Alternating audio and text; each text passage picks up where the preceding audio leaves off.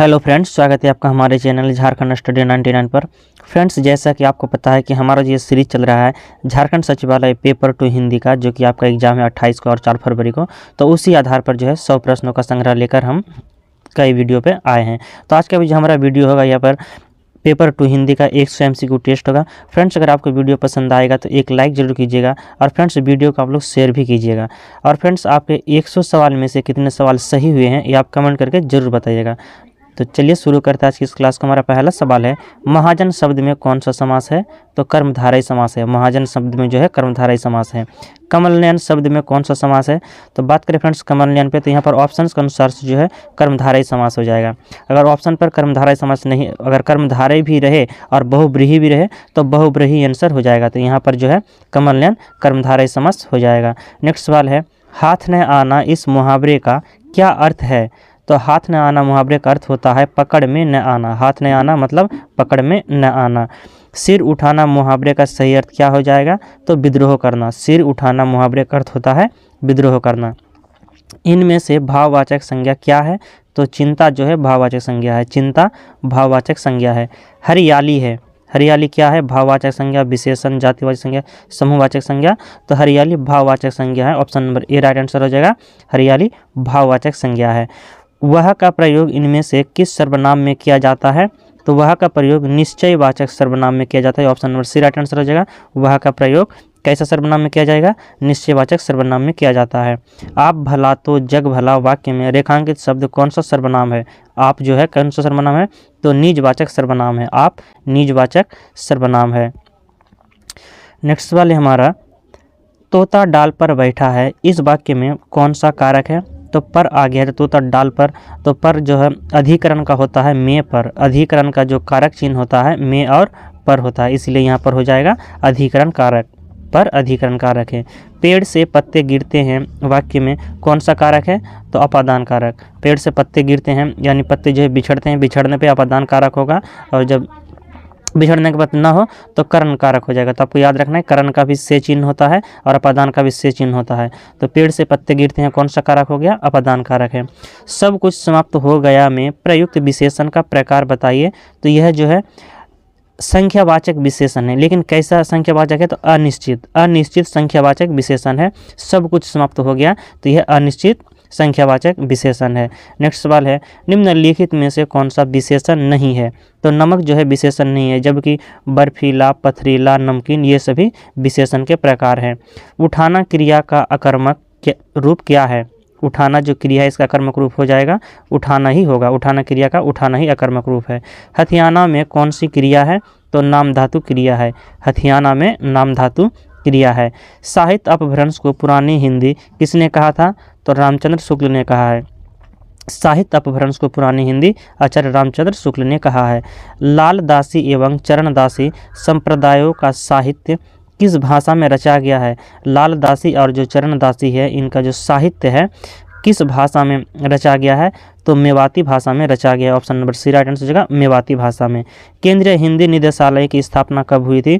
तो 1960 ईस्वी में। केंद्रीय हिंदी निदेशालय की स्थापना 1960 ईस्वी में हुई है। किस अनुच्छेद के तहत संघ का कर्तव्य होगा कि हिंदी भाषा का प्रसार बढ़ाए और उसका विकास करे? तो अनुच्छेद 351 के तहत। अनुच्छेद 351 के तहत कर्तव्य होगा संघ का कि वह हिंदी भाषा का जो प्रसार को बढ़ाए। निम्नलिखित में से कौन सा शब्द तद्भव नहीं है? तो दीपावली जो है यह तद्भव नहीं है, जबकि यह तत्सम है। दीपावली तत्सम शब्द है। चम्मच, बारूद और लाश शब्द किस भाषा के हैं? तो तुर्की भाषा के शब्द हैं। चम्मच, बारूद और लाश जो है यह विदेशी भाषा तुर्की के शब्द हैं। ध्वनि परिवर्तन के कारण कितने प्रकार के होते हैं? ध्वनि परिवर्तन जो है कितने प्रकार से होते हैं? तो 2 प्रकार से होते हैं। ध्वनि परिवर्तन के जो कारण होते हैं 2 होते हैं। निम्नलिखित शब्दों में से विदेशी शब्द को पहचानिए। तो ग्लास जो है यह विदेशी शब्द है। ग्लास इंग्लिश का वर्ड है, यह विदेशी शब्द है। धर्म का परिवर्तन रूप जो है धर्म में कौन सा स्वरागम है? यानी इसमें जो लोप हुआ है तो इसमें क्या है? तो मध्य स्वरागम। धर्म का जो परिवर्तन होकर धर्म बन गया तो यह क्या हो जाएगा? तो मध्य स्वरागम हो जाएगा। नेक्स्ट वाले हमारा, शांत रस का अस्थायी भाव क्या है? तो निर्वेद है। फ्रेंड्स, 9 रस है, यानी जितने भी रस हैं सभी का आपको जो है स्थायी भाव याद कर जाना है। तो शांत रस का स्थायी भाव क्या हो गया? तो निर्वेद हो गया। प्रतीकवादी आंदोलन का उदय कहाँ पर हुआ है? तो फ्रांस में हुआ है। प्रतीकवादी आंदोलन का उदय फ्रांस में हुआ है। छंद पढ़ते समय आने वाले विराम को क्या कहते हैं? तो यति कहते हैं। छंद पढ़ते समय आने वाले विराम को यति कहते हैं। प्लेटो का समय क्या माना जाता है? तो 427 ईस्वी पूर्व से 347 ईस्वी पूर्व तक प्लेटो का समय माना जाता है। राजपत्र में प्रकाशित होने वाला पत्र कौन सा है? तो अधिसूचना। राजपत्र में प्रकाशित होने वाला पत्र को अधिसूचना कहते हैं। मैथिल कोकिल के नाम से किसे जाने जाते हैं? तो विद्यापति को जाने जाते हैं। विद्यापति को मैथिल कोकिल के नाम से जाना जाता है। संत कबीर ने जगत को कैसा बताया है? तो बौराना बताया है। संत कबीर ने जगत को कैसा बताया? बौराना बताया है। नेक्स्ट सवाल है, उद्धव आगमन ने गोपियों की वीर अग्नि को क्या कर दिया? प्रज्वलित कर दिया। कुछ नहीं, क्या शांत कर दिया? तो इस यहाँ पर आंसर हो जाएगा ऑप्शन नंबर ए, प्रज्वलित कर दिया। उद्धव आगमन से जो है गोपियों की जो वीर अग्नि को प्रज्वलित कर देते हैं। तुलसीदास का महाकाव्य रामचरितमानस किस भाषा में रचा गया है? तो अवधी भाषा में रचा गया। तुलसीदास का जो महाकाव्य है रामचरितमानस किस भाषा में है? तो अवधी भाषा में रचा गया है। सोहत का अर्थ क्या होता है? तो सोहत का अर्थ हो जाएगा यहाँ पर सुहाना लगना। ऑप्शन नंबर 33 का ए राइट आंसर हो जाएगा। सोहत का अर्थ क्या होता है? तो सुहाना लगना होता है। रसखान का जन्म हुआ था तो 1548 ईस्वी में। रसखान का जन्म कब हुआ है? 1548 ईस्वी में हुआ है। फ्रेंड्स, जितने भी कवि हैं उनके सारे आपको जो है जन्म स्थान और जन्म को याद करके जाना है। पिछले वीडियो पे मैंने सारे कवि का जन्म और निधन और उसका जन्म स्थान का एक वीडियो बना चुका हूँ, आप पिछले वाले वीडियो को देख सकते हैं। तो यहाँ पर कहा गया कि रसखान का जन्म कब हुआ है? तो 1548 ईस्वी में हुआ है। नेक्स्ट सवाल है, भूषण किस काल के कवि थे? तो रीति काल के कवि थे। भूषण किस काल के कवि थे? तो रीति काल के कवि थे। नेक्स्ट सवाल है, विद्यापति जी का जीवन काल कब से कब तक रहा है? तो 1380 से 1448 ईस्वी। ऑप्शन के अनुसार से यहाँ पर हो जाएंगे 1380 से 1448 ईस्वी। कहीं पर फ्रेंड्स आपको 1350 से 1450 भी मिलेंगे, आप ये भी याद रखिएगा। अगर ऑप्शन पे 1350 से 1450 रहेंगे तो ये आंसर हो जाएगा, और अगर ये नहीं रहेंगे तो 1380 से 1448 रहेंगे, ये सही आंसर हो जाएगा। 1380 से 1448 विद्यापति का जन्म। कबीरदास को शिक्षा कैसे प्राप्त हुई?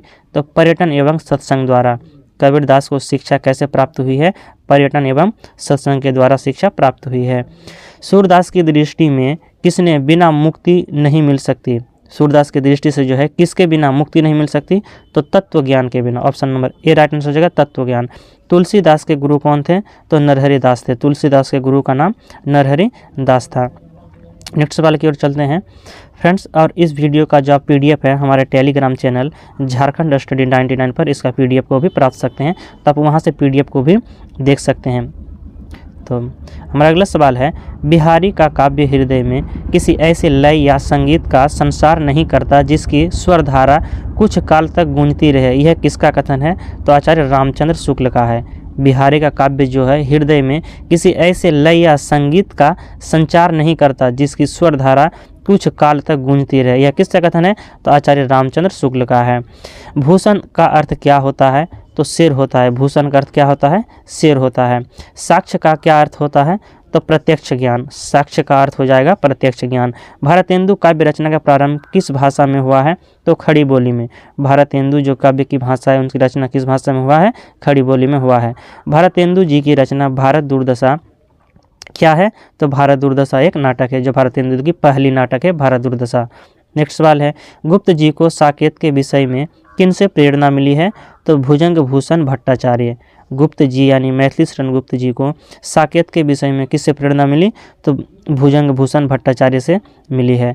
नेक्स्ट सवाल की ओर चलते हैं, किस कृति मैथिली शरण गुप्त ने अतुकांत छंद में लिखा है? यानी कौन सी रचना है मैथिली शरण गुप्त की जिन्होंने अतुकांत छंद में लिखा है? तो मेघनाथ बंध। मेघनाथ बंध जो है यह छंद पे लिखा गया है, अतुकांत छंद पे। सूर्यकांत त्रिपाठी निराला किस काल के कवि हैं?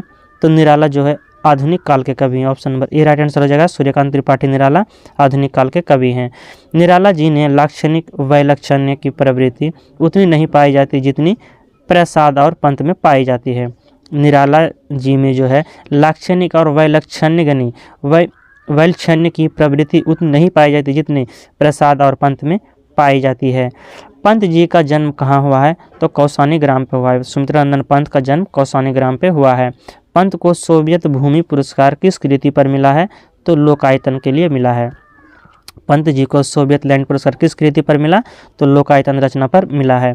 महादेवी वर्मा को हिंदी साहित्य के किस वाद की कवियत्री में शुमार है? तो छायावादी कवि, छायावाद के कवि है महादेवी वर्मा। तो आपको याद रखना है महादेवी वर्मा छायावाद के कवि हैं। महादेवी वर्मा का जन्म कब हुआ है? तो महादेवी वर्मा का जन्म 1907 में फर्रुखाबाद में हुआ। आपको ये भी याद रखना है, महादेवी वर्मा का जन्म फर्रुखाबाद में हुआ है। कब हुआ है? तो 1907 ईस्वी में हुआ है। नेक्स्ट सवाल की ओर चलते हैं। फ्रेंड्स, अगर आपको हमारा वीडियो पसंद आ रहा है तो एक लाइक जरूर कीजिएगा और चैनल पर नहीं तो सब्सक्राइब कीजिएगा। हमारा अगला सवाल है, प्रसाद जी को किस रचना में छायावादी का रूप उत्कर्ष प्राप्त हुआ? तो आंसू। जयशंकर प्रसाद की जो रचना है आंसू, इसी से जो है उन्हें छायावाद रूप का उत्कर्ष प्राप्त हुआ है। जयशंकर प्रसाद के पिता का नाम क्या था? तो देवी प्रसाद साहू था। जयशंकर प्रसाद के पिता का नाम देवी प्रसाद साहू था। नेक्स्ट सवाल है, रामधारी सिंह दिनकर को किस वर्ष पद्म भूषण पुरस्कार से सम्मानित किया गया? तो 1959 ईस्वी में। दिनकर का जन्म की बात करें तो 1960 ईस्वी में जन्म हुआ है और 1959 ईस्वी में जो है इन्हें पद्म भूषण पुरस्कार से सम्मानित किया गया है। दिनकर जी को कब चीन के लेखक संघ के निमंत्रण पर चीन गए थे? तो 1957 ईस्वी में। 1957 ईस्वी पर रामधारी सिंह दिनकर जी जो है चीन के लेखक संघ पे चीन गए थे। जैनेन्द्र जी किस पत्रिका के संपादक थे? तो जागरण पत्रिका के संपादक थे। जैनेन्द्र जी किस पत्रिका के संपादक थे? तो जागरण पत्रिका के संपादक थे। अज्ञेय की शिक्षा कहाँ हुई है? तो लाहौर और मद्रास में। अज्ञेय का जन्म हुआ है 1911 में और अज्ञेय का पूरा नाम है सच्चिदानंद हीरानंद वात्स्यायन अज्ञेय। इनकी जो शिक्षा हुई है लाहौर और मद्रास में हुई है। नेक्स्ट सवाल है, युगधारा किसकी काव्य रचना है? तो नागार्जुन की। युगधारा किसकी रचना है? नागार्जुन की। और नागार्जुन का भी जन्म हुआ है 1911 ईस्वी में। युगधारा किनकी रचना है? तो नागार्जुन की है। नागार्जुन किस धर्म में दीक्षित हुए थे? तो फ्रेंड्स, अगर बात करें नागार्जुन की तो वह जो है बौद्ध धर्म में दीक्षित हुए थे। नागार्जुन किस धर्म में दीक्षित हुए हैं? तो बौद्ध धर्म में दीक्षित हुए हैं। नागार्जुन बौद्ध धर्म में दीक्षित हुए थे। नेक्स्ट सवाल है हमारा, सर्वेश्वर दयाल सक्सेना की शिक्षा दीक्षा कहाँ पर पूरी हुई थी? तो इलाहाबाद पर। सर्वेश्वर दयाल सक्सेना की जो शिक्षा दीक्षा है इलाहाबाद पर पूरी हुई थी। इन काव्यों में से कौन काव्य सर्वेश्वर दयाल सक्सेना का है? तो गर्म हवा। गर्म हवा के लेखक जो है सर्वेश्वर दयाल सक्सेना है। धूमिल का जन्म कब हुआ था? तो धूमिल का जन्म हुआ है सन 1936 ईस्वी में। और फ्रेंड्स 1936 ईस्वी में प्रेमचंद का मृत्यु हो गया और इसी वक्त जो है गोदान का प्रकाशन काल भी है 1936 ईस्वी, आपको याद रखना है। तो धूमिल का जन्म कब हुआ है? 1936 में। आपको लिंक से याद रखना है कि जब मुंशी प्रेमचंद का जन्म जो हो गया, गोदान का प्रकाशन जो हुआ है 1936 में, इसी वक्त जो है धूमिल का जन्म हुआ है। नेक्स्ट सवाल है हमारा, धूमिल की असमय में मृत्यु किस बीमारी से हुई? तो ब्रेन ट्यूमर से हो जाती है। धूमिल की जो असमय मृत्यु हो जाती है ब्रेन ट्यूमर से हो जाती है। गोबर घर से भागकर कहाँ गया था? तो लखनऊ चला गया था काम करने के लिए। गोबर गोदान उपन्यास के अनुसार से जो है गोबर जो है भागकर कहाँ गया था? तो लखनऊ गया था। नेक्स्ट सवाल है, मेरीगंज गाँव का नाम किसके नाम पर पड़ा था? तो मार्टिन की पत्नी के नाम पर मेरीगंज गांव का नाम मैरी पड़ा है। नेक्स्ट सवाल है, छंगामल विद्यालय इंटर कॉलेज के उपाध्यक्ष कौन थे? छंगामल जो विद्यालय था इंटर कॉलेज, इनके उपाध्यक्ष कौन थे? तो गयादीन उपाध्यक्ष थे। नेक्स्ट सवाल है, होरी की गाय की मृत्यु कैसे होती है? तो जहर खाने से, क्योंकि उन्हें जो है होरी के गाय की मृत्यु उनके भाई जहर दे देते हैं, जिनके कारण से जहर खाने से उनकी मृत्यु हो जाती है होरी के गाय की। नेक्स्ट सवाल है हमारा, डॉक्टर प्रशांत की मुँह बोली माता का क्या नाम था? तो स्नेहमयी था। डॉक्टर प्रशांत की मुँह बोली माता का नाम स्नेहमयी था। राग दरबारी का प्रकाशन वर्ष क्या है? तो 1968 ईस्वी में। राग दरबारी उपन्यास के लेखक कौन है? तो श्रीलाल शुक्ल है। श्रीलाल शुक्ल का जन्म हुआ है 1925 ईस्वी में और इनका जो निधन हुआ है 2011 ईस्वी में हुआ है। और राग दरबारी का जो प्रकाशन हुआ है तो 1968 ईस्वी में राग दरबारी का प्रकाशन हुआ है। भारत दूरदर्शन नाटक में पात्रों की संख्या कितनी है? तो 19 है। भारत दूरदर्शन नाटक में पात्रों की संख्या कितनी है? 19 है। प्रस्तुत शब्दों में से कौन सा शब्द नाटक से घनिष्ठ संबंध रखता है? तो रंगमंच। यानी नाटक को हम दूसरे शब्दों में रंगमंच भी कहते हैं, क्योंकि नाटक का जो मंचन किया जाता है तो रंगमंच पर ही किया जाता है। नेक्स्ट सवाल है, अशोक पैड पर किसके चित्र बनाता है? महेंद्रनाथ सिंघानिया, मनोज या बिन्नी की? तो इसका आंसर हो जाएगा बिन्नी की। अशोक जो है पैड पर किसके चित्र बनाता है? तो बिन्नी की चित्र बनाता है। भारतेंदु का पहला नाटक क्या है? तो विद्या सुंदर है। भारतेंदु का पहला नाटक विद्या सुंदर है। ध्रुव स्वामिनी नाटक में खलनायक कौन है? तो रामगुप्त है। ध्रुव स्वामिनी नाटक में खलनायक कौन है? तो रामगुप्त है। नेक्स्ट सवाल है, आधे अधूरे में जो एकमात्र स्त्री पात्र है वह कितने वर्ष की है? तो 40 वर्ष की है। आधे अधूरे में जो एकमात्र स्त्री पात्र है वह कितने वर्ष की है, तो 40 वर्ष की है। नेक्स्ट सवाल है हमारा, मधुआ जा सो रहो, यह किसका कथन है, तो लल्लू का कथन है। लल्लू जो कहते हैं जब मधुआ रो रहे होते हैं तो कहते हैं कि मधुआ जा सो रहो, यह किसका कथन है, लल्लू जी का कथन है।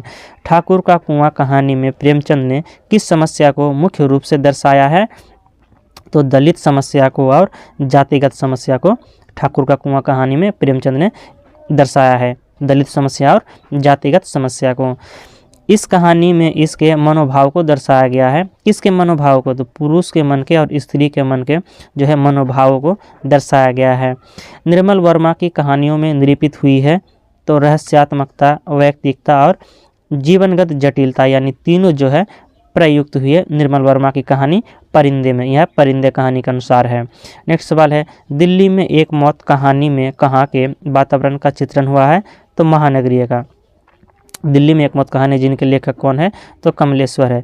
तो कमलेश्वर जी ने जो है कहाँ के वातावरण का चित्रण किया है, तो महानगरीय का चित्रण किया है दिल्ली में एक मौत कहानी में। गजाधर बाबू को बाद में कहाँ नौकरी करनी पड़ती है, तो चीनी मिल में नौकरी करनी पड़ती है।